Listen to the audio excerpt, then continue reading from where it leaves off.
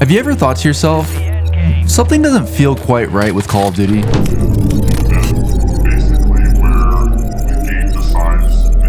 And I'm not talking about the bad servers, or the non-existent audio, or operator skins that cost $20. We're going decent, and we're going hard.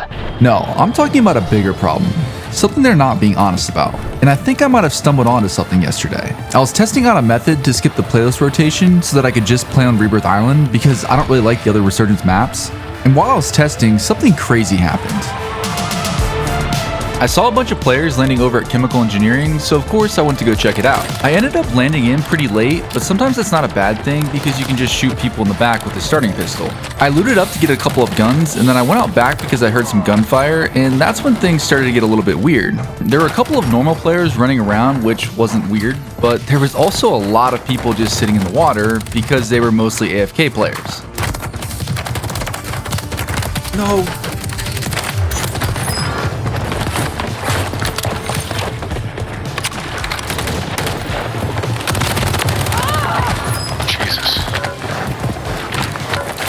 Chat, this is actually hilarious.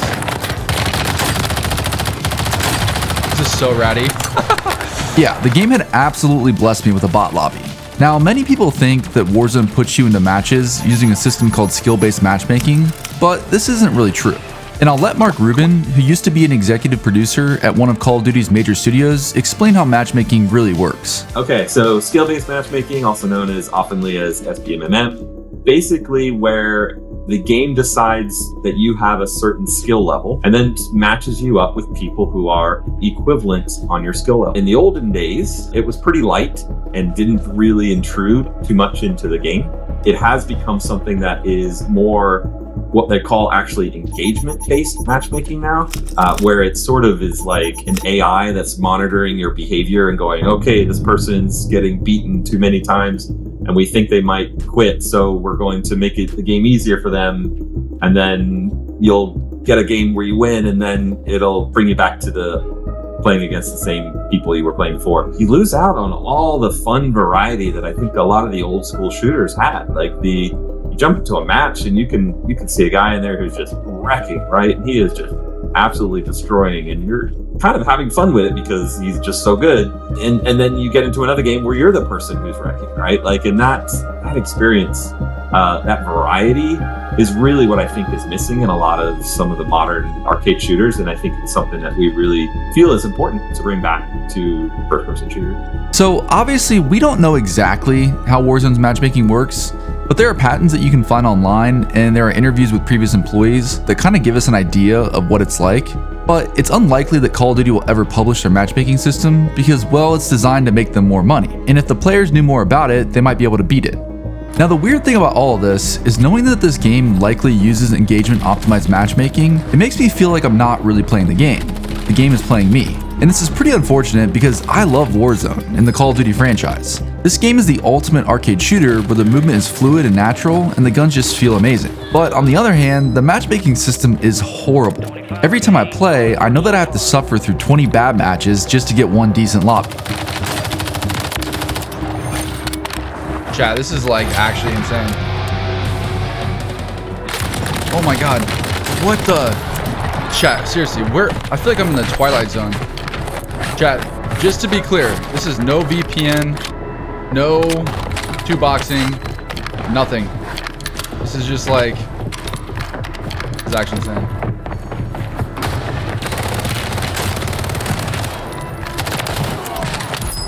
And to be clear, I have no issue playing against players that have my same skill level. I just think that that should be done in ranked and not in a public playlist. And the reason for that is that in ranked, you can ban low skill weapons like the riot shield and shotguns, which creates a more fair environment.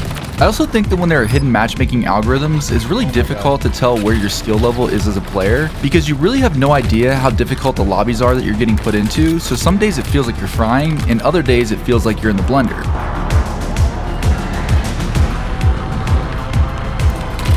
Chat, you guys know about that jump, right? I guess that what I'm getting at is that with this matchmaking algorithm, sometimes it's difficult to enjoy this game because your performance is so inconsistent from day to day. And it has nothing to do with your own skill level. It's just whether or not this game is giving you easy or hard lobbies. Chat, this is why people 2-box. Because this game is so fun when you're not just getting the sweatiest lobbies.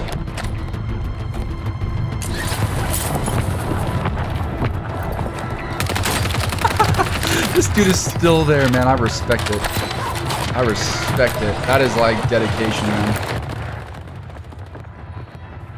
Now there are ways to kind of bypass matchmaking and get easier lobbies. I've been testing them out and plan to make a video on it at some point because I don't think that these things should be kept secret. I was just testing out a method to keep playing on Rebirth and it's actually really simple. Let me get you camping.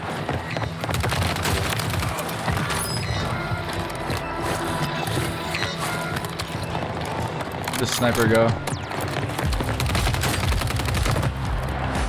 Dude, chat, look at the difference. Look at the difference from the last lobby and this lobby. This is what YouTube lobbies are right here.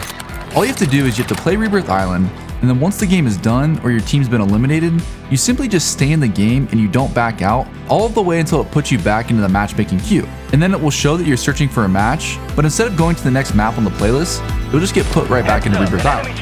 But now let's finish out the rest of this game because the ending does get pretty insane.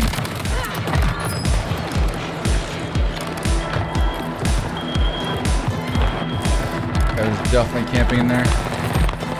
We'll let that guy live. Try to get this rotation here.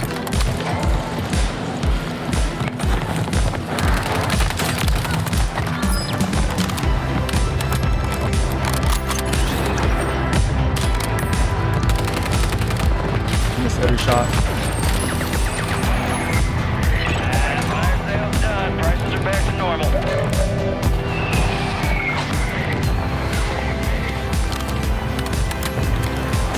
Can't really push that.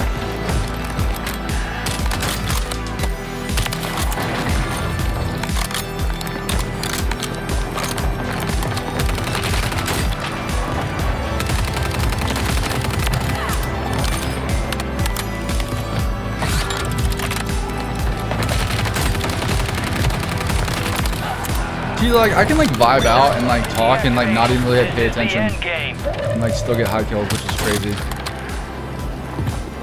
Imagine I die there. That'd be crazy.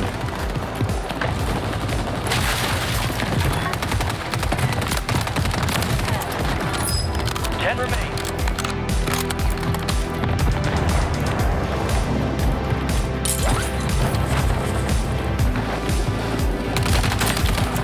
See ya. Oh, we could still get a 40 maybe. The fly though. Gas is moving.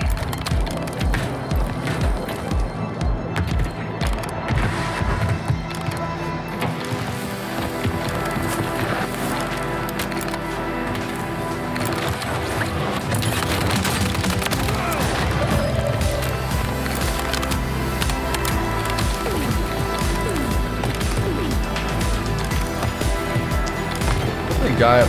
No, I don't want people to fight. Hurt some guy. Oh, I thought he was gonna keep going up. There we go. Ooh, nice shot. No. 4 remaining. You got gas moving.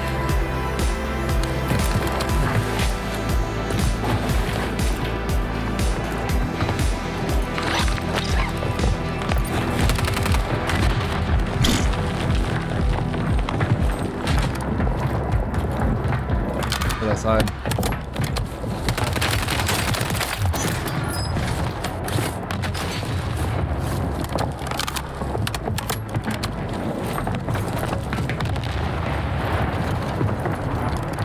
Guy's down low. There's that guy.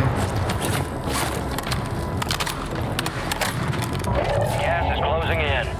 He's over here.